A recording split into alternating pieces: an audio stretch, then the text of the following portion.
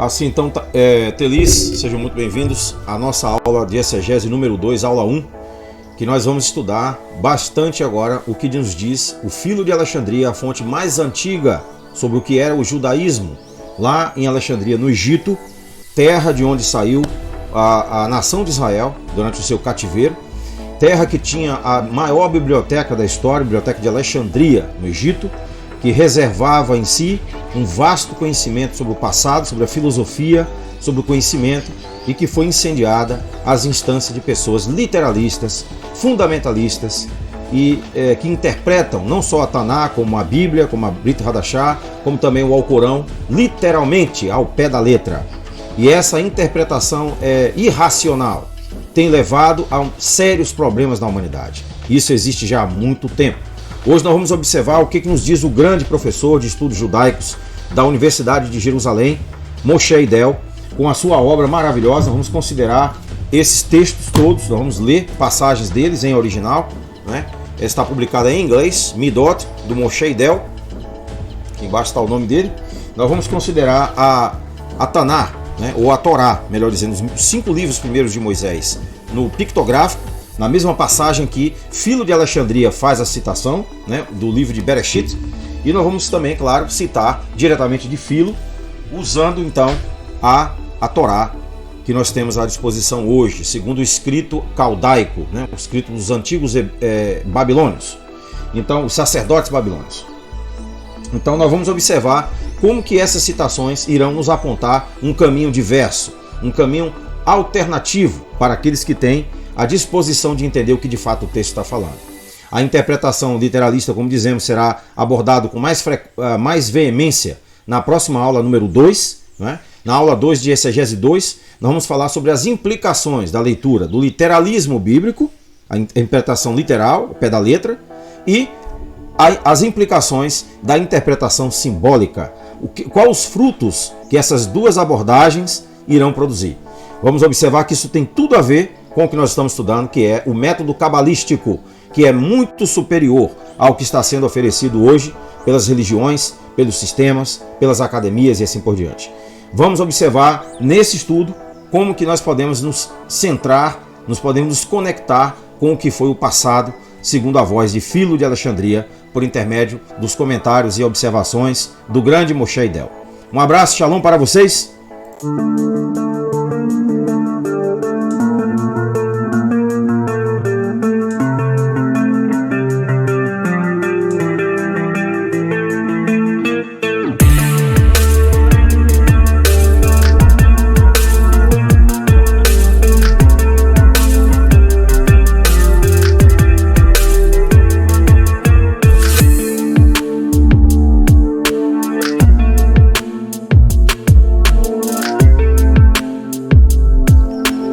Bom, Telis, sejam bem-vindos à aula de exegese 2, aula 1. Amanhã nós vamos produzir a aula número 2 de exegese 2, que vai falar sobre as implicações das duas abordagens, dos dois sistemas de estudo da Taná, que é o literalismo bíblico, tradicionalmente conhecido através das religiões evangélicas e outras afins, né? A abordagem ela se expande a vários tipos de sistemas diferentes, ela está em toda parte, inclusive no Islã, né, e no judaísmo. Você tem judeus que leem o texto ao pé da letra, que interpretam aquilo literalmente, e judeus que interpretam a Taná de forma mais sábia, mais inteligente, simbólica, mesmo nos aspectos crônicos, né, que a cronologia subentende-se eventos, né, de acordo com o tempo, né, de acordo com a sua ordem no tempo, que é uma cronologia, o livro de Crônicas, por exemplo, Reis e assim por diante.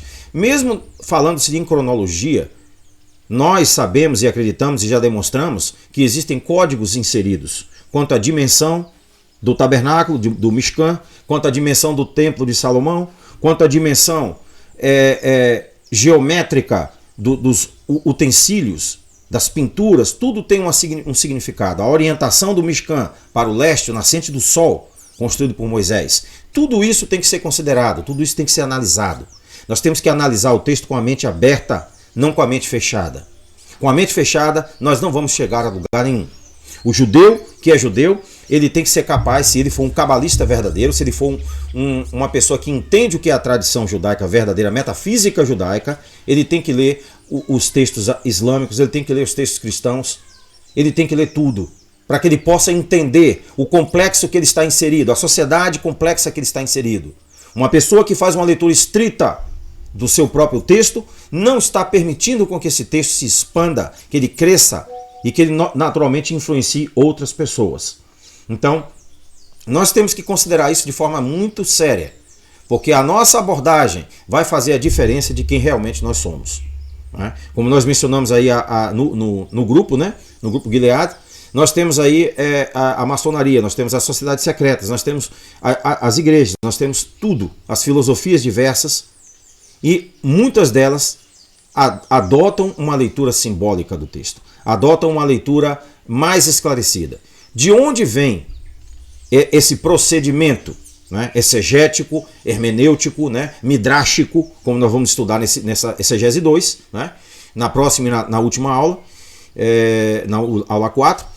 De onde procede isso aí? Nós vamos saber que procede de Filo de Alexandria, é a testemunha mais antiga, entre os anos de 20 a 50 Anno Domini, né, 50 depois de Cristo e 20 antes de Cristo. Filo foi capaz de assentar por escrito toda a versão, toda a tradição do que era o pensamento judaico em Alexandria, no Egito, na sua época.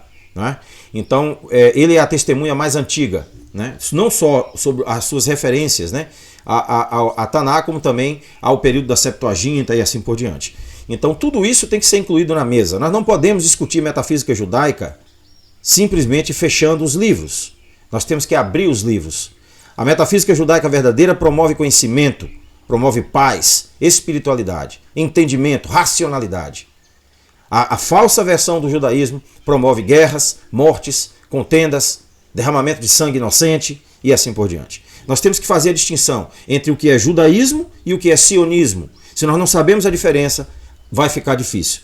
Porque a função do nosso conhecimento é o quê? É distinguir as coisas. É saber exatamente a distinção que se pode fazer sobre as ideologias, sobre as ideias e assim por diante. Esse é o estudo da Taná. Então vamos observar nessa aula como que podemos observar essa relação dos midot, né, e do significado das leituras de Filo de Alexandria. Vou mostrar extratos para vocês aqui, para que vocês possam ver que a verdadeira leitura da Taná antiga, que remonta ao período de Filo de Alexandria, não era literal. Mesmo nas passagens em que existe uma narrativa, como nós já vimos aqui de Sansão e de outras, existem códigos sendo inseridos. Através dos nomes, através dos verbos que são usados, dos adjetivos, dos pronomes, né, das cantilações, existem códigos inseridos no texto. Nós vimos aí o testemunho da Stuttgartensia, no seu corpus, né, textual, no seu aparato crítico, mostrando que a Septuaginta grega é citada como sendo a Griechisch, em alemão, quer dizer a tradução grega, a versão grega, a Septuaginta, a versão dos 70. Essa versão é muito importante na análise não só do judaísmo em geral, como da Cabala, como tudo, porque nela estão os apócrifos, que são os livros que foram removidos, né, do cânon da Bíblia atual. E muitos não sabem disso. Apócrifo, em grego, significa aquilo que é oculto, aquilo que está escondido. Oculto não é sinônimo de coisa ruim. Às vezes o revelado é sinônimo de coisa ruim. Tá? Então não pensem de forma precipitada, vamos pensar de forma abrangente. Então, nessa aula, nós iremos observar a epistemologia voltada a Filo de Alexandria. Nós temos Moshe Idel, da Universidade Hebraica de Jerusalém, Instituto Shalom Hartman, que produziu várias obras, né, entre elas sobre o misticismo judaico. Nós temos também o Midot, que é a obra, uma das mais importantes para se entender os atributos divinos mencionados na Cabala. Quando a Cabala e a Taná falam dos atributos divinos que permeiam todas as páginas da Taná, o Midot, a obra de Moshe Idel, é a fonte de referência mais importante, porque ele vai citar exatamente quem? Filo de Alexandria. Né? Então, nessa obra, ele vai estabelecer exatamente o que são os atributos divinos e como nós podemos nos empenhar com a ajuda dos astros, com a ajuda das orações, com a ajuda dos rituais, com a ajuda dos banhos, com a alta magia que está na metafísica judaica, né, que é negada pelas religiões mainstream, que é negada pelo judaísmo mainstream, que continuam se apegando a uma leitura resumida, simplista, literal, equivocada, preconceituosa. Não é esse o caminho que nós queremos traçar. Quem quiser traçar esse caminho, felicidade para vocês. Não acho que vai ser muito feliz, mas tudo bem. Então, Midot é a obra que vai nos ajudar, por esse grande erudito, a entender o que de fato está acontecendo com as atribuições mencionadas por Filo de Alexandria. Bom, no início da sua obra, ele nos diz aqui, Philo of Alexandria, Two Powers and Pre-Socratic Doctrines of the Opposites. Então, os dois poderes de Filo de Alexandria e a doutrina pré-socrática dos opostos. Aqui nós estamos falando sobre o dualismo, né? O dualismo que é representado no alfabeto hebraico, como nós estamos estudando o hebraico, pela letra Bet, né? Que quando tem o Dagesh é Bet, quando não tem o Dagesh é Vet, né? Isso explica porque o espanhol, né, às vezes pronuncia o B, né, com o som de V, né? Porque a influência hebraica foi muito forte, né, durante o período aí do século XV, por aí na Península Ibérica, na Espanha. Então, aqui ele nos diz um comentário muito importante, eu vou ler para vocês, que ele diz o seguinte, os escritos de Filo de Alexandria constituem o primeiro e mais sistemática tentativa de apresentar o judaísmo como alguma forma de teologia coerente. Uma tentativa profundamente debitada, né, em dívida no caso, à variedade das filosofias gregas e helenísticas. Quanto do grego ou quanto da correspondência judaica podem ser discernidas da sua vasta opus, da sua obra em latim, né? Pode ser uma questão de debate entre os eruditos. Mas a profundidade do impacto do pensamento grego nos seus escritos não pode ser subestimada. Então observem o que é um erudito respeitado, renomado, como Moshe Idel, que para mim é um dos mais autoritativos em Israel, além de outros, claro, mas ele é um dos, né, na Cabala, na tradição cabalística, o Gerson Scholem e outros mais. Esses homens não estão preocupados com doutrinas, esses homens não estão preocupados com dogmas, esses homens não estão preocupados com o que diz a tradição rabínica. Eles estão preocupados com o que diz a história, os fatos. É isso que eles estão em busca. Eles estão em busca da verdade. Eles não estão em busca de agradar a homens, de convenções sociais. Não. Esses homens estudam para descobrir a verdade. Então aqui ele claramente aponta a relação entre o grego e o hebraico. Por isso que nós vamos estudar o grego. O grego com Platão, segundo a tradição hermética. Após terminarmos a numerologia, né, nós iremos estudar a Cabala e vamos começar a introduzir o grego com Platão, que é o curso que vai nos ensinar como que o grego está intrinsecamente relacionado ao hebraico, não só na questão do alfabeto, né? Aleph, alfa, bet, beta, gimel, gama, basicamente a mesma coisa. Nós vamos descobrir quais são esses códigos através do estudo da Cabala grega. Então, se você quiser ver essa conexão, quiser presenciar isso e deixar de seguir opiniões de pessoas que estão simplesmente diluindo o conhecimento, se você já está cansado dessa narrativa, venha se juntar a nós nesse curso, que nós vamos terminar agora o hebraico e vamos passar para a numerologia e então vamos passar para o estudo da Cabala, o estudo profundo da Cabala, juntamente com o hermeticismo grego, o grego segundo Platão. Então nós vamos apresentar lá um curso que também vai ser do mesmo conteúdo do hebraico, não vai ser um curso fundamental do grego, vai ter sim uma parte fundamental, mas nós não vamos estacionar nesse ponto aí. Nós vamos continuar para os mistérios que estão na língua grega, na Cabala grega, que batem exatamente com a Cabala judaica. Tá? Então é isso que nós queremos ver, para que nós entendamos de onde vem a filosofia grega, tá? De onde surge Pitágoras, de que ambiente surge Sócrates, Platão e assim por diante. Plotino e os outros mais. Né? Neoplatonistas, né? Estoicos, epicureus e assim por diante. Então, vamos observar como que esse conhecimento ele é universal. Né? Ele tem uma ramificação muito grande. Por isso que nós chamamos de a Cabala e a linguagem dos ramos. Então, o que esse homem nos diz aqui é definitivamente autoritativo. Né? E nós vamos observar isso no nosso estudo. Aqui ele continua dizendo o seguinte: no seu corpus literário inclui escritas exegéticas sobre o hebraico bíblico, tópicos sobre tópicos religiosos, mas também antes desenvolvidos, um esforço desenvolvido de oferecer uma metafísica consistente a despeito da importância das duas outras correntes. É nesta motivação metafísica de origem grega que ele disparou, vamos dizer assim, trigger, né, a alienação dos autores rabínicos para com a obra de Filo, tanto quanto da língua que ele escreveu. Então ele está dizendo aqui que houve o quê? Um antagonismo, uma alienação rabínica. Por quê? Porque o rabi vai dizer para você que não, que só tem só o hebraico só.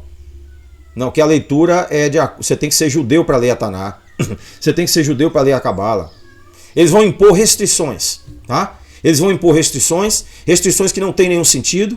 Porque se você perguntar a um rabi se Davi era judeu, ele não vai ter como evidenciar isso. Porque Davi era descendente de Moabitas, se tornou rei. Como nós vimos aí o texto de Êxodo, né? Moisés saiu do Egito com uma mistura de gente. Inclusive a palavra Rav, que significa rabi, é usada nesse contexto. Então tem algo aí que não estão contando para as pessoas. Tem algo aí que estão escondendo das pessoas. O judaísmo não é uma etnia. O judaísmo é uma filosofia, com a sua expressão religiosa. A religião é o quê? Do latim religio, religar. É uma reconexão com o universo. É isso que significa a palavra religião, em latim. E o judaísmo é uma metafísica que vem de filosofia. É uma ramificação da filosofia. Uma filosofia clássica. Né? Uma filosofia que encompassa vários outros campos, como astronomia, astrologia, tarô e assim por diante. A espiritualidade verdadeira está exemplificada na metafísica judaica, mas também está na metafísica grega. Tá? Nós não podemos separar as coisas, nós temos que juntar as coisas. Né? O apóstolo Paulo até disse lá no passado, né? Considerai todas as coisas, apegai-vos ao que é excelente. Ele não disse, não considerai nada não, já está bom isso aqui. Não, não foi isso que ele disse. Considerai todas as coisas. Observem tudo, leiam tudo, extraiam conhecimento de tudo. Não sejam pessoas de mente estreita. Que é isso que os sistemas religiosos de hoje estão tentando impor nas pessoas. Não só no judaísmo, como no islã, no cristianismo. A mente estreita. Não, é só eu que estou salvo, o outro está perdido, eu sou melhor do que o outro, eu vou converter ele agora porque ele está precisando de salvação. Essa mentalidade não leva a lugar nenhum. Essa mentalidade não é esclarecida, essa mentalidade não é produto de pessoas que estudaram de fato, mas apenas estão fingindo. Tá? Então, as pessoas verdadeiramente educadas, não só no judaísmo, como no islã e no cristianismo, são pessoas que produzem frutos excelentes. E esse fruto é o conhecimento. É o conhecimento da literatura clássica, é o conhecimento dos grandes eruditos, dos grandes pensadores de todas as escolas. E justamente a extração desse conhecimento no seu melhor, na sua melhor forma, o extrato de tudo isso. Então vamos lá? Qual a implicação das declarações de Moshe e Del? O que significa a implicação dessas declarações dele? De que existe sim uma conexão diretamente com a escola grega, com a filosofia grega. O que acontece é que existe um fenômeno hoje chamado Biblical Literalism, que é o literalismo bíblico. O literalismo bíblico, como nós vamos observar mais à frente, é um termo usado de forma diferente por diferentes autores, claro, em relação à interpretação bíblica, a abordagem que se usa. Pode equivaler à definição de literalismo do dicionário, adesão à letra exata ou ao sentido literal, onde literal significa de acordo com, envolvendo ou sendo o significado primário ou estrito da palavra ou palavras, não figurativo ou metafórico. Então, o literalismo bíblico, gente, é o que caracteriza a maior parte das religiões, que desistiram de entender no texto uma mensagem muito mais profunda. Na minha obra Teologia do Engano, eu faço propositadamente uma leitura literal da Taná. E vocês vão ver nessa obra, nesse livro, que está na Amazon, a Teologia do Engano, vocês vão ver nessa obra que a interpretação literal só leva a catástrofe. Dá tudo errado. Por quê? Leva a desapontamento, leva a falta de fé, leva a ateísmo. É isso que vai acontecer. Por quê? Porque o aderente do literalismo bíblico, ele acha que está certo, ele acha que essa é a única forma de entender a Taná, literalmente. E aí o que acontece? Aí vai surgir aqueles outros que vão dizer, não, mas isso aqui é uma mitologia. Ah, não, mas aí você vai causar uma cisão de pensamento devido a uma abordagem agressiva, precipitada. E aí você vai gerar pessoas que não se conformam àquela persuasão e aí vão se autodenominar ateus ou agnósticos.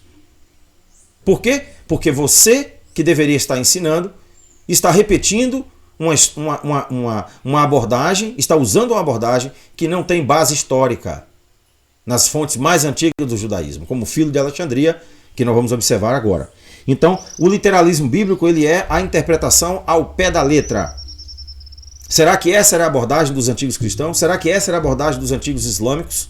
Será que essa é a abordagem correta do Alcorão? Será que essa é a abordagem correta da Taná? Não. Nós vamos ver que não. Tá? Vamos observar. Fundamentalistas evangélicos às vezes se referem a si mesmos como literalistas ou literalistas bíblicos. Os sociólogos também usam um termo em referência às crenças cristãs conservadoras, que incluem não apenas o literalismo, mas também a inerrância bíblica. Então, olha só, de uma pressuposição se origina uma outra. De um equívoco origina-se outro. Como que pode haver inerrância se a literatura está sendo considerada do ponto de vista unicamente literal? Vocês estão vendo o caminho? Como que vai haver inerrância? Não tem como. Se você já, no primeiro passo, você já deu o primeiro passo errado. Você completamente desconsiderou a linguagem simbólica, metafórica, mencionada por Paulo várias vezes, que era judeu do primeiro século, fonte autoritativa, estudou com Gamaliel, né, que não era fundamentalista, porque senão não teria liberado os apóstolos João e Pedro, né, que os outros fariseus e saduceus no Sinédrio queriam ver a execução dos apóstolos. Gamaliel foi o único que tinha uma abordagem maior. Por que ele é chamado de Rambam e os outros não são chamados de Rambam? Por quê? Porque ele tinha uma razoabilidade, um entendimento muito maior do que a maioria dos judeus do seu tempo. É por isso, gente. Nós queremos ser essas pessoas maiores entendedores da Escritura, da filosofia, do conhecimento, ou nós queremos ser pessoas como os demais, que entendem tudo ao pé da letra. A letra mata, mas o Espírito vivifica, o que foi que o apóstolo Paulo falou. Então, será que o texto da Taná foi produzido por parte de literalistas, fundamentalistas para outros? Vamos ver o testemunho de Moshe Idel ao citar Filo de Alexandria, entre os anos 20, antes da Era Comum, até o ano 50. Tá? Aqui nos diz o seguinte no Midot, né, na página número 1, o grande Moshe Idel vai nos dizer o seguinte. Os escritos de Filo de Alexandria constituem a primeira e mais sistemática tentativa, já lemos, mas vamos ler de novo, a mais sistemática tentativa de apresentar o judaísmo como alguma forma coerente de teologia. Olha só, coerente de teologia. Primeira coisa, o que é a teologia? De onde surge a teologia? A prisca teologia. O que era a prisca teologia? Era justamente o quê? A astroteologia. Era a tentativa de Platão de estabelecer, através das proporções dos astros, das movimentações planetárias, as medidas métricas para a sua poesia. Essa foi a primeira vez que a palavra teologia em grego foi usada.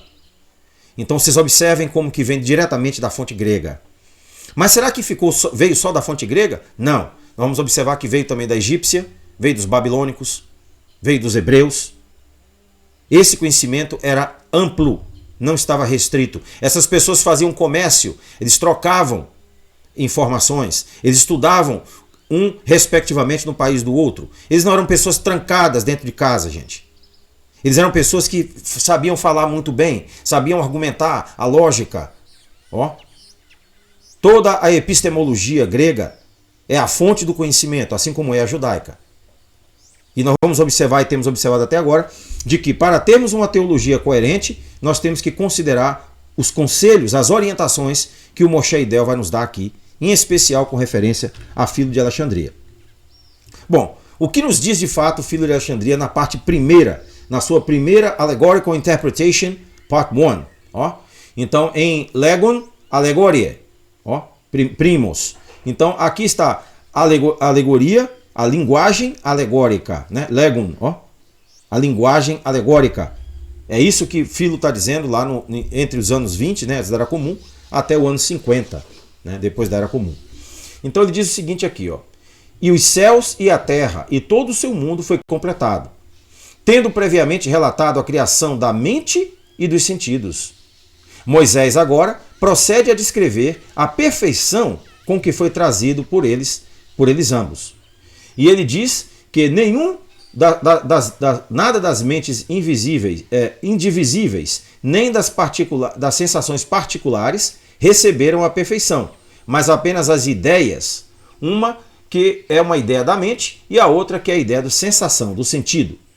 E falando simbolicamente, simbolicamente, o que ele está dizendo aqui é que Moshe, nesta parte aqui de Gênesis que nós vamos ler agora, em hebraico e em grego, está falando simbolicamente. Ele não está falando literalmente da criação dos céus e da terra. A palavra shamayim é usada para descrever a mente. E a palavra haaretz, terra, é usada para referir-se aos sentidos.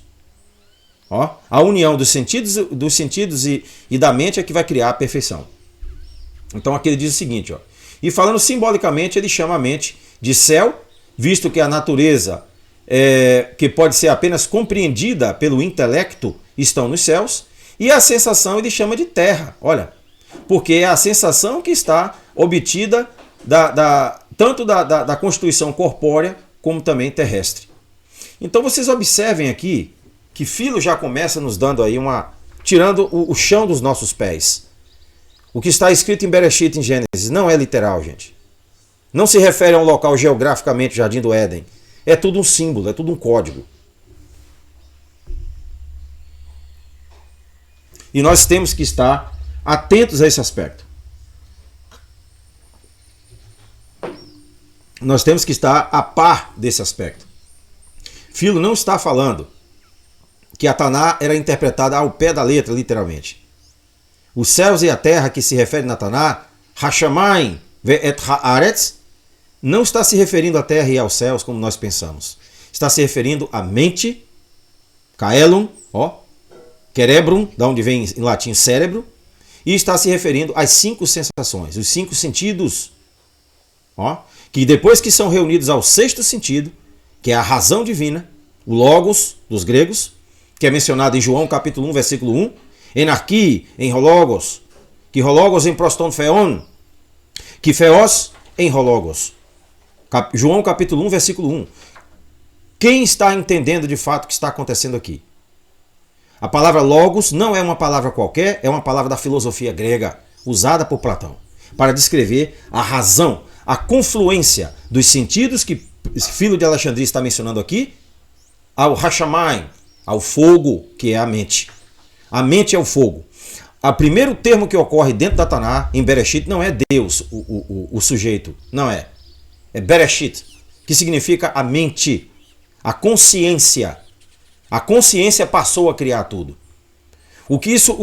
Qual a implicação disso? Isso significa que a nossa mente é a coisa mais importante, porque a nossa mente é a que percebe a realidade. E se a nossa mente estiver bem treinada, ela vai perceber uma realidade maior. Mas se a nossa mente não estiver treinada, ela vai perceber uma realidade pequena, infeliz, limitada, né, e entristecida. Né? A nossa mente é o veículo de percepção. É ela que deve ser moldada, ela que deve ser afiada. É isso que o Filo está dizendo aqui. Então, aqui ele nos diz o seguinte, mais à parte. Ele nos fala que o número 2, né, e o número 3 representam exatamente o número 6. Portanto, seria corretamente dito que o mundo não foi criado no tempo, mas que o tempo, né, tinha existência em consequência do mundo. Por isso, o movimento dos céus é desenvolvido através do movimento do tempo. Então, aqui mais à frente, ele vai nos dizer o seguinte, eu vou ler aqui. Aqui ele nos diz mais o seguinte. Deus completou as suas obras no 6º dia, na parte 3, aqui, como vocês estão vendo, na parte 3, ele diz o seguinte: Deus, portanto, quando, portanto, Moisés, né, diz, Deus completou as suas obras no 6º dia, ele deve ser entendido que ele está falando não apenas do número de dias, 6 dias, né, olha só, mas que ele está tomando o 6 como um número perfeito, assim como 3, 6 e 9. Você vai fazer a matemática desses 3 números e você vai ver que eles são perfeitos, eles voltam para si mesmo. Né? O 3 faz referência ao 6 e o 9.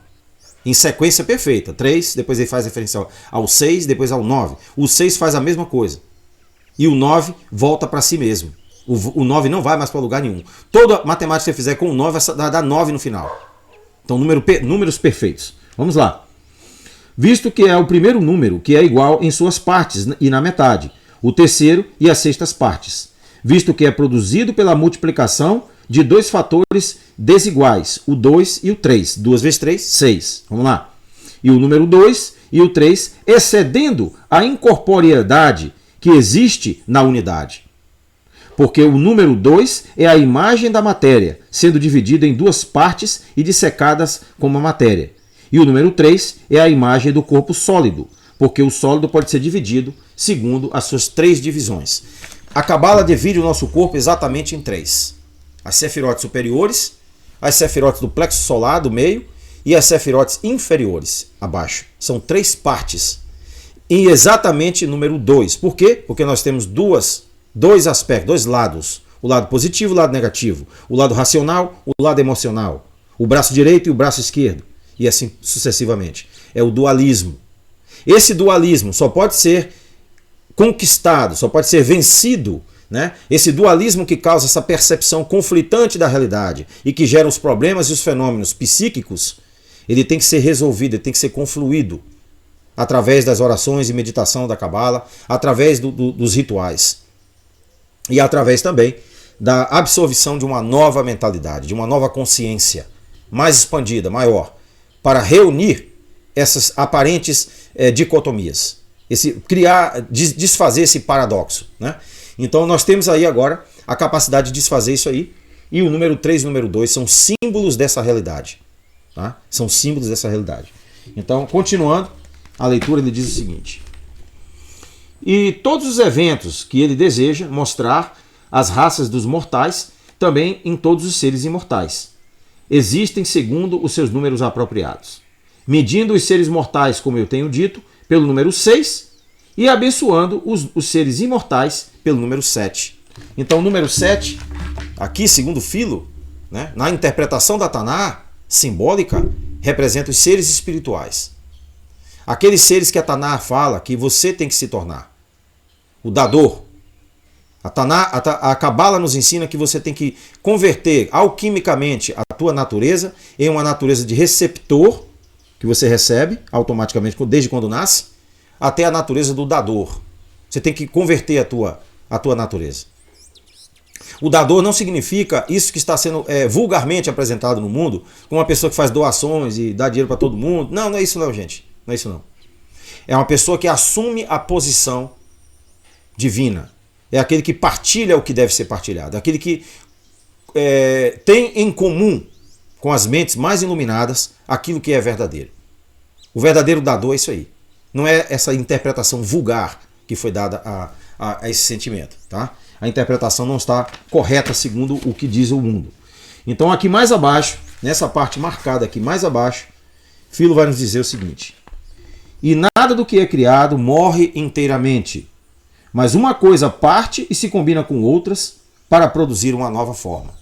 Então o que Filo está dizendo é o entendimento da palavra mut, que é mencionado lá no livro de Bereshit, Gênesis, né? Se comerdes essa fruta, morrereis. Ó. Não é morrereis.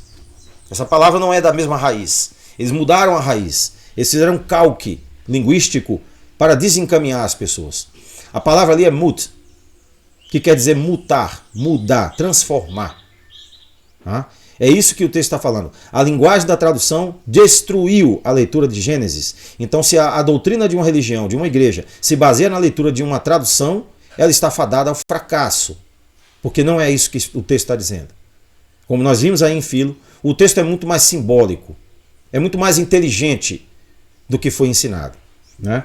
E isso tem sido mantido em segredo pelas escolas de mistério e pelo judaísmo cabalístico, né? Que principalmente alguns ramos mantêm aquilo para si mesmo, mas existem outros ramos que não. Outros ramos que, como eu conheci, por exemplo, lá fora, em Nova York, alguns ramos que ensinam o conhecimento, querem partilhar o conhecimento, porque eles acham que o conhecimento não pertence a um grupo étnico, a uma pessoa. Isso é egoísmo, isso é egocentrismo, isso não é produtivo, isso é manipulação.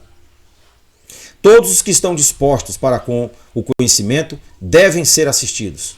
Todos. A menos aquela pessoa que não mostra respeito, nem mostra interesse no conhecimento. Esse não merece o conhecimento, né?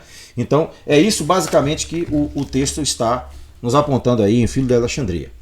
Aqui à frente, o texto que ele cita aí, né, a criação do mundo, não é necessariamente o que diz Ataná, mas sim da mente e dos sentidos. A palavra, como eu disse, Hashamayim, né, e Haaretz. Quais são as palavras usadas por Filo para indicar isso? Então vamos ler aqui na Taná, né, ou na Torá, melhor dizendo, porque são 5 livros, a Taná é a Bíblia inteira, né, mas a Torá é apenas o Pentateuco, os 5 livros de Moisés. Ele nos diz aqui o seguinte, ó, ele fala o seguinte, capítulo 2, né, ele nos fala assim, ó, Vayehulu Hashamayim Vehaaretz Vehol Zevaam. Zevaam. Zevaam é a mesma raiz da palavra Zavaot. Zavaot, né, que quer dizer uma expansão maior, um plural, né, quer dizer o quê? Uma emanação. Né? Deus criou a sua emanação. Emanou para todos os lados, a vida. É isso que nos diz a Cabala. O Sefer Yetzirah entende dessa forma. E é isso que nós temos que entender. Então a palavra Zavaam quer dizer a expansão. Mas é traduzido aqui como sendo o quê? O seu exército, né? Ou a sua miríade, vamos dizer assim, né? Os seus vastos e vastos e vastos estados diferentes de consciência que manifestam a consciência maior. Todos nós temos em nós, né, uma fagulha, um fogo da divindade dentro de nós. Alguns em uma proporção, outros em outras. Né? Alguns 30%, outros 20%, aquela ilustração do Yeshua, né? Outros 10%. Ó, aquilo ali, tudo ali é linguagem cabalística, gente. Quem não estudou a Cabala não vai entender nada do que está lendo no Novo Testamento. Nada. Nem no Novo nem no Velho Testamento. Apesar de que esses termos não são corretos porque não tem nada de novo nem de velho. Né? O certo é Rumash para o Pentateuco, né? A Taná, como a Bíblia completa, de Bereshit até Malaquias, Gênesis a Malaquias, e o Novo Testamento é o Brit Hadashah. Esse é o termo correto. No Antigo Testamento isso não tem sentido. Isso aí foi invenção. Então, o que nós temos que concentrar aqui é o significado dessas palavras. Porque aqui no pictográfico nós temos a mesma leitura aqui, ó. A mesma leitura, que nos diz o seguinte, ó. Vayehulo, ó. Aqui é o Vav, aqui é o Lamed, aqui é o Kaf, ó. Aqui é o Iod novamente, né? O Vav novamente, o Lamed e o Vav. Então, Vayehulo, ó. Hashamayim. Olha como é que é o Hashamayim na escrita de Moisés. Não é a mesma coisa que a escrita de Babilônia. A escrita babilônica já está encriptada. Já está tentando ocultar, né, a relação entre o signo, o significado e o significante, que é o sujeito aqui no mundo real, que são as 3 fases epistemológicas aí do pensamento grego, principalmente. Então, Vayehulo Hashamayim, né, Haaretz, ó, Vehol, ó, Zavaam, Zavaam. Então, se vocês forem observar, a palavra Haaretz, ó, tem uma cabecinha aqui no meio, ó, que é a palavra Resh, que representa o quê? Os 5 sentidos. Ó, os 5 sentidos, a terra. E a palavra Hashamayim, ó, você tem aqui a boca e você tem as ondas e 2 braços estendidos em estado de meditação com a onda no final. Ou seja, existe algo aqui que está relacionado ao controle da mente, ao controle da consciência. Se você tem 5 ondas de consciência, né? Você tem o alfa, o beta, o gama, o delta, o feta. Ó. Você tem 5 níveis de consciência. Você tem 5 níveis de leitura da Cabala. Né? Peshá, Perez, Derash, ó, Sod, Yesod. Você tem 5 níveis. Você tem 5 dedos na mão, 5 sentidos. Tudo bate certinho, gente. Ó. Aqui você tem exatamente 5 letras. Ó. Então você observe que Hashamayim aqui não está se referindo aos céus. Essa é o que a tradução diz. Essa palavra se refere ao fogo, que é a mente. O intelecto humano é uma chama de fogo, é um fogo abrasador. E esse fogo tem que ser aumentado. É o nosso trabalho, É a nossa parte agora, toca a nós, não toca mais a ninguém, aumentarmos esse fogo.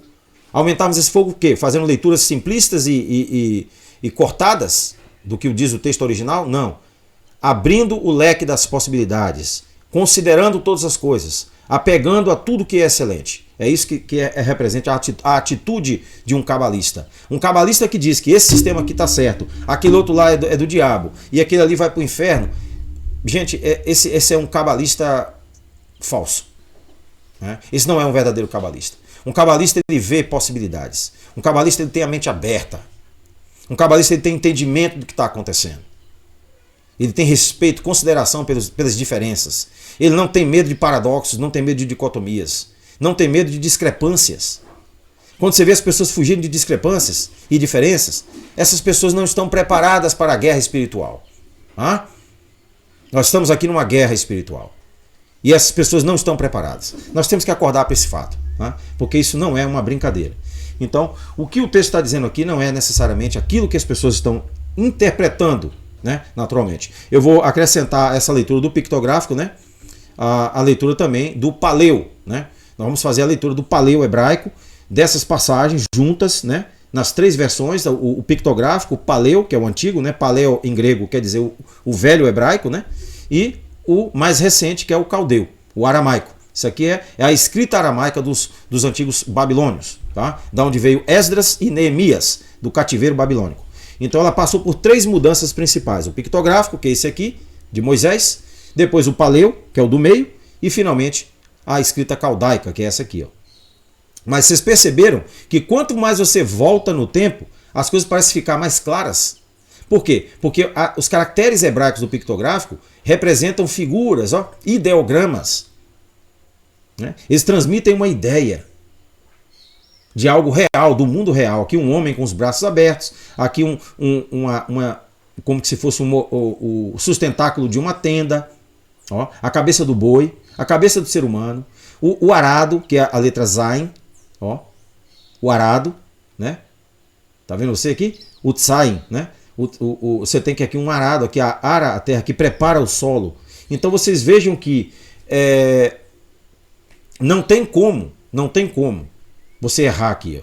É muito mais fácil. Quando você junta isso aqui com a gemátria, e o valor numérico das letras, dos caracteres, você tem uma absorção muito maior. Enquanto que aqui você já tem uma certa dificuldade, porque você tem que reaprender um sistema completamente diferente, que é o aramaico. Né? Então a Taná foi encriptada, e posteriormente no 8º século ela foi encriptada pelos masoretas, com a Masorá, né? Que nós vamos descobrir através da cantilação, né? Através dos midotes, através do otiot, e aí vai. É o que nós vamos fazer agora na próxima aula. Nós vamos estudar sobre as implicações da leitura literalista e da leitura simbólica dentro do texto, né? O que vai implicar na leitura do texto quando nós temos uma abordagem literal e quando nós temos uma abordagem simbólica, né? Vamos ver a diferença que vai fazer, né? Que é justamente o que eu fiz no meu livro, né? A Teologia do Engano. E nós vamos também saber, né, depois dessa aula, o que é de fato a Midrash. O que é o tratamento midrástico com as regras de Hillel e com os demais conhecimentos aplicados no texto. E aí vamos concluir a nossa aula de hebraico para poder incentivar as pessoas a considerar essa língua como sagrada, esse conhecimento como sagrado, assim como também o grego como sagrado. Esses são os nossos caminhos, né, para aqueles que querem o conhecimento. Então, a palavra em hebraico, né, o texto em hebraico de Gênesis capítulo 2, versículo 1, em hebraico diz: Vayehulo hashamayim vehaaretz vehol zavaam. Zavaam, que significa o quê? A expansão. As suas miríades, o seu exército. Essas consciências vastas, né, que Ovídio fala na sua obra, grande obra, a Metamorfose de Ovídio. Quando ele começa recitando, né, a sua poesia, o seu canto, né, e também, assim como faz também Alighieri, Dante Alighieri, na Divina Comédia. Tudo isso, gente, foi aprendido da Taná. O pensamento judaico moldou o 15º, o 15º, o 14º, até o 16º século na Europa, na Península Ibérica, o pensamento islâmico e o pensamento judaico, o verdadeiro pensamento metafísico, filosófico, floriu nesse período. Então esse é um período extremamente importante, por isso que nós estamos estudando esse período lá na Cabala, né? E vamos dar sequência agora. Então, aqui na Taná, em hebraico, ela diz isso aqui, ó, vai Hulo Hashamai Vehaaretz Vehol Zevaam, porque aqui tem um men no final, Zevaam, ó, que representa uma expansão. O mem, como vocês viram aqui, ó, no pictográfico, ele representa um M, ó, as ondas do mar, ó, uma ondulação. Ó. Isso quer dizer o quê? Que a Bíblia está dizendo que a nossa mente possui ondulações, ó, aqui e aqui. E que os braços estendidos nessa posição representam uma posição de quê?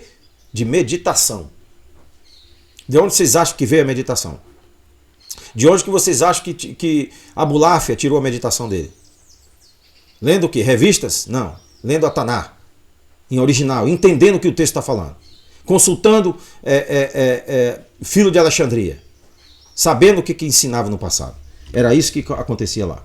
E na Septuaginta em grego, Gênesis, ó, na Septuaginta, capítulo 2, versículo 1, que seneliestet san oranos que eim, aqui está a terra, que paz o cosmos afton. Que paz o cosmos afton quer dizer exatamente isso aí que vocês estão aqui na tradução, né? E ele passou, né, a concluir os céus e a terra e todas, ó, paz, ó, todos o seu cosmos e a sua emanação. Todo o cosmos e a sua emanação. Então, cosmos, aí no grego, está substituindo a palavra, né, Hashamai, ou Zaval, né, porque Hashamai é Uranus, né, da onde vem a nossa palavra planeta Urano, né, que é os céus, não é isso? Então, Hashamai. Então, observem que esses textos antigos estão demonstrando para nós, de forma inequívoca e clara, de que o texto não é literal. E mesmo quando você me diz, e o que dizer de crônicas? Tem sim, a história real. Só que os escribas eram profissionais. E eram homens que não estavam no estado de consciência. Eles estavam em constante estado de êxtase quando trabalhavam. Porque eles sabiam que esse conhecimento não era, né, não era só um conhecimento físico, intelectual, humano. Ele era espiritual, ele era metafísico, era pós-físico, né? E eles sabiam que quando eles estavam transmitindo esse conhecimento, eles estavam captando ideias que os demais não conseguem captar. E é essa a diferença, é isso que constitui a Cabala e a linguagem dos ramos. A linguagem dos ramos é justamente o quê? É revestir a narrativa através de uma linguagem simbólica. Apresentar a narrativa e inserir dentro dessa narrativa cronológica aspectos e proporções e cálculos matemáticos que indicam aspectos espirituais maiores, dos mundos maiores, mundos superiores. Essa é, na verdade, a linguagem da Taná. Então, a criação do mundo, como vocês viram, está associada, segundo Filo, à nossa capacidade de percepção. O mundo que você está vendo diante de você, ele é uma ilusão dos teus sentidos. É isso que a Cabala diz. E você só vai perceber isso quando você sair desse veículo, dessa tenda que é o teu corpo. Aí você vai perceber que isso aqui é uma ilusão. É uma ilusão codificada por 5 circuitos principais, que são os 5 sentidos. São uma caixinha, né, que só recebe informação segundo a sua programação determinada. Mais nada. Eles não passam mais nada sobre a realidade. A fim de entendermos a realidade maior, nós temos que desenvolver o 6º sentido, que é o Hashamai, que é quando o fogo divino, né, que representa aí o Espírito Santo, né, a pomba que desceu sobre Yeshua, as línguas de fogo que caíram em Pentecostes. Aquilo tudo é um símbolo, gente. Aquilo é tudo um código, que não é literal. Quem lê isso literalmente é uma pessoa que não tem nem bom senso, nem critério. Isso é ridículo. Isso tudo são códigos, símbolos, inseridos dentro do texto para os mais inteligentes, os mais sábios entenderem. Só que nós não podemos entender sem passarmos primeiro pelo beabá da Cabala. A Cabala que vai começar a dizer, olha gente, isso aqui não é assim, isso aqui é assim. Ó, e vai começar de fato a explicar o grande fenômeno da filosofia, que é o nosso estado de percepção. O que é o estado de percepção? O que é a consciência? A consciência é eterna, ela não muda.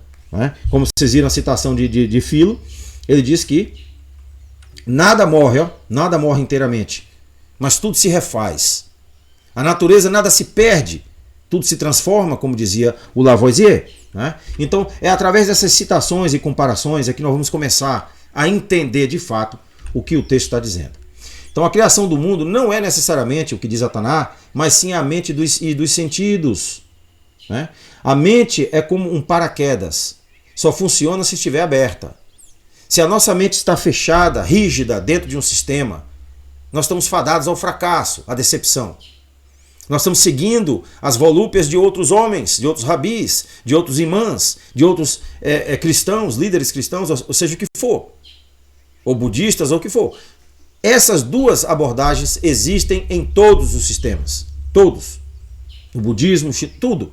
Existem aqueles que se apegam à literatura mais radical, literal, e aquele que se apega ao símbolo do que aquele texto está querendo dizer. Ao código, à linguagem divina que está sendo transmitida à alma da Taná.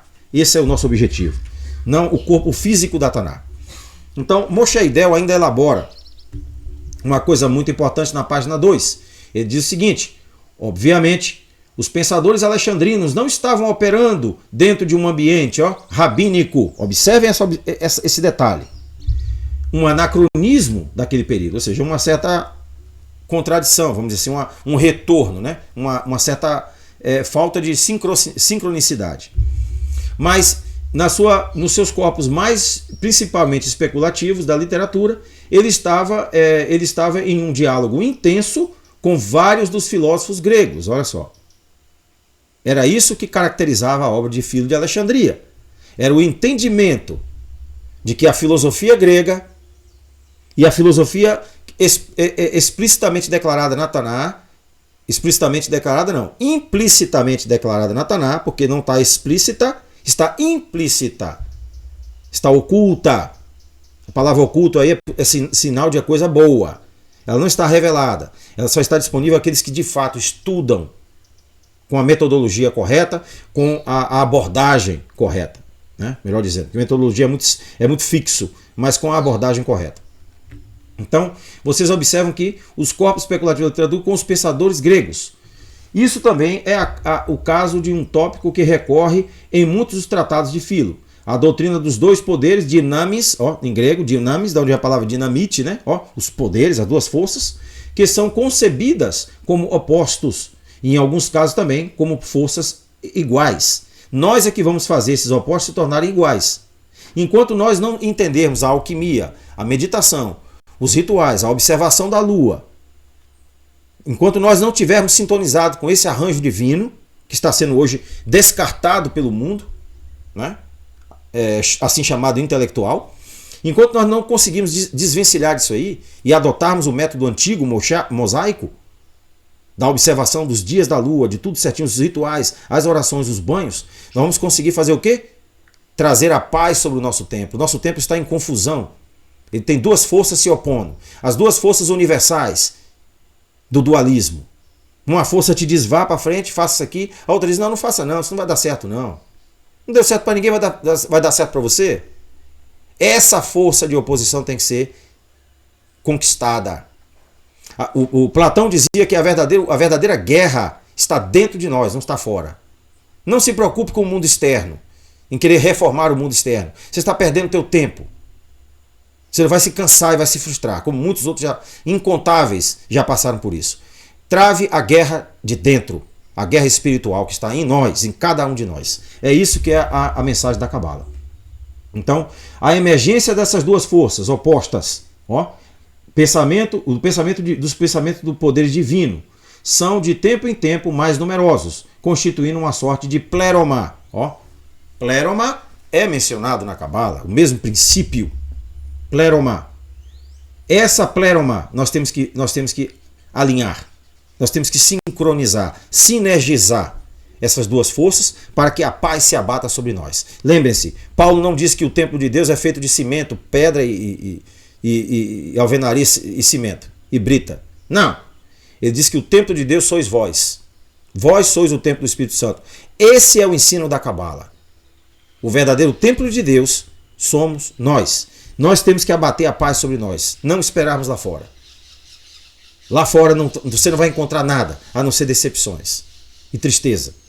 Não gaste seus esforços nessas coisas. Invista em você. através do conhecimento correto, do entendimento correto da Taná, você vai conseguir muito mais do que você imagina. Tá? Você é o reservatório, é o receptáculo da luz divina, do maior bem que o homem pode ter na vida. Tá? Então é isso que nós temos que pensar. Bom, quem concordava com a leitura simbólica? O grande testemunho de Orígenes, 184 a 253 depois de Cristo, familiarizado com a leitura e interpretação da literatura helenística, ensinou que algumas partes da Bíblia deveriam ser interpretadas de forma não literal. Olha só, grande mestre. A respeito do relato de Gênesis sobre a criação, ele escreveu que é tão tolo a ponto de acreditar que Deus plantou um paraíso ao leste do Éden, colocou nele uma árvore da vida, visível e palpável, e quem provasse o seu fruto com os dentes do corpo ganharia a vida? Ele também propôs que tal hermenêutica também fosse aplicada aos relatos do Evangelho. Então, é como eu disse a vocês, quando eu digo a vocês que a Brit Hadashah, o Novo Testamento, não é para ser interpretado literalmente. Existem elementos históricos ali dentro, existe o Cristo histórico, existe, claro, mas também existe inseridos ali mais dois, são três no total. O Cristo histórico, o homem, Yeshua, né, que pode ter se casado, pode ter tido filho, isso não importa. Ele era um profeta, ele era um ser humano, era um homem. Tá? Essa ideia mitológica que estão tentando implantar em cima do cristianismo completamente cai por terra. Por quê? Porque ele é descrito em termos humanos, depois ele é descrito em termos mitológicos e finalmente em termos esotéricos. Que é como que esse conhecimento vai ser relacionado à nossa vida. Tá? Então muita coisa ali não é literal, é simbólica. E Paulo fala essa palavra o tempo todo. Analogia, metáfora, simbólico. Ele usa isso em grego, no Novo Testamento em grego. Aquele que quer conhecer o que o Novo Testamento ou a Taná fala, vá estudar a língua original. E tenha a mente aberta. Porque também se você estudar a língua original e não tiver a mente aberta, não adiantou nada. Não adiantou o esforço. Tá? Tenha a mente aberta para entender o que de fato o texto está falando. Não é isso que as pessoas estão ensinando por aí. Tá? O pai da igreja de Agostinho, de Hipona, né, o pai da igreja Agostinho, que escreveu Cidade de Deus e Confissões, né, dois tratados filosóficos extremamente importantes, ele escreveu sobre a necessidade da razão na interpretação das escrituras judaicas e cristãs. E de grande parte do livro de Gênesis ser uma metáfora estendida. Olha só. Mas Agostinho também aceitou implicitamente, olha só, o literalismo da criação de Adão e Eva e aceitou explicitamente o literalismo da virgindade da mãe de Jesus e Maria. Então observem o que o texto está falando aqui. Ele aceitou implicitamente o literalismo da criação de Adão e Eva e aceitou explicitamente o literalismo. Então ele foi um político, né? Ele sabia que ele tinha cargos dentro da igreja, que ele tinha uma posição, que ele estava num período político importante, então ele foi um pragmático, né? Tá bom, eu aceito isso aqui, esse aqui eu digo que não aceito, para poder sobreviver. Mas o importante para nós não é isso. O importante para nós é, ele sabia que o livro de Gênesis é uma metáfora estendida. Tá? É isso que é importante para nós saber. Ele sabia disso. Tá? Então é isso que nós temos que considerar. Se nós lermos as Confissões e a Cidade de Deus, ele vai fazer menção lá do sexto sentido da glândula pineal. Tá? Ele vai fazer menções lá. Nós temos que ser mais refinados para entender essa linguagem. O literalismo bíblico tornou-se um problema no século XVIII, o suficiente para Diderot, na França, mencioná-lo em sua enciclopédia, né? Karen Armstrong vê a preocupação com a verdade literal como um produto da revolução científica. Então, daí do século XVIII para o século XIX, a revolução industrial, é que começou a haver esse literalismo bíblico com maior intensidade e as igrejas começaram a interpretar a Bíblia ao pé da letra. Né? Jesus vai voltar literalmente no céu, tudo literal, né? Sem a menor consideração ao que de fato o texto está dizendo. Em Apocalipse, em grego, uma das primeiras palavras que se usa lá é semion, da onde vem a palavra semiologia. Semiologia não pode ser literal. Então já está aí errado, já está errado. O princípio já está dizendo que está errado. Então se nós entendermos Apocalipse literalmente, os evangelhos literalmente, né, puramente no sentido literal, nós estamos fadados ao fracasso. Nós estamos fadados à decepção, ao engano. Por isso que as lojas secretas maçônicas reservam para si uma leitura distinta, diversa, diferenciada. Por quê? Porque elas sabem. Eles estudaram Frilo, estudaram tudo isso, eles sabem que o que as religiões estão fazendo é simplesmente destruir um texto altamente complexo, que é a Bíblia, altamente educativo, que poderia ser educativo se permitíssemos. As religiões estão destruindo com o seu dogmatismo irrestrito e a sua mente tacanha, a sua leitura pequena. Tá? Essas pessoas estão supondo que os antigos profetas eram pessoas comuns, fundamentalistas e fanáticos. Não, não é isso. Está completamente errada essa abordagem, e a abordagem da Cabala é a abordagem verdadeira do judaísmo. Né? Também o Conrad Hyers, professor de religião comparada na Gustavus Adolphus College, em St. Peter, Minnesota, nos Estados Unidos, critica o literalismo bíblico como uma mentalidade que, não, entre aspas, não se manifesta apenas em igrejas e conservadoras, enclaves de escolas particulares, programas de televisão da direita evangélica e uma quantidade considerável de material de livraria cristã. Muitas vezes encontramos uma compreensão literalista da Bíblia e da fé como sendo assumida por aqueles que não têm inclinações religiosas ou que são declaradamente antirreligiosos em sentimento. Mesmo em círculos educados, a possibilidade de teologias mais sofisticadas da criação é facilmente obscurecida por efígies de palhas ardentes do literalismo bíblico. É isso que nos diz a Wikipedia, né? A citação aí de Conrad Hyers. Então, vocês observam que o que ele viu aí é que a interpretação literal está levando aos problemas, pessoal. A interpretação de Israel como sendo uma etnia, outro problema grave. Tem nada a ver uma coisa com a outra. Já dizia o antigo discípulo de Gamaliel, Saulo de Tarso, né, o apóstolo Paulo. Ele já dizia que judeu não é aquele que é por fora, é aquele que é por dentro. A sua circuncisão não é a do prepúcio, é a do coração. Então o que a Cabala está falando é de dentro, não de fora. Ela está falando do esotérico, não do exotérico. Aquilo que está revelado, aquilo que está exposto. Isso é engano. O que está oculto é que é o verdadeiro. Os nossos potenciais verdadeiros estão ainda ocultos. Estão em potencialidade. Eles não foram trazidos à atualização ainda. Eles não foram colocados na realidade. Eles ainda estão ocultos. Nós temos muito mais em nós do que nós supomos. E é isso que o estudo da Cabala vai, né, inequivocamente conduzir, né, o nosso pensamento.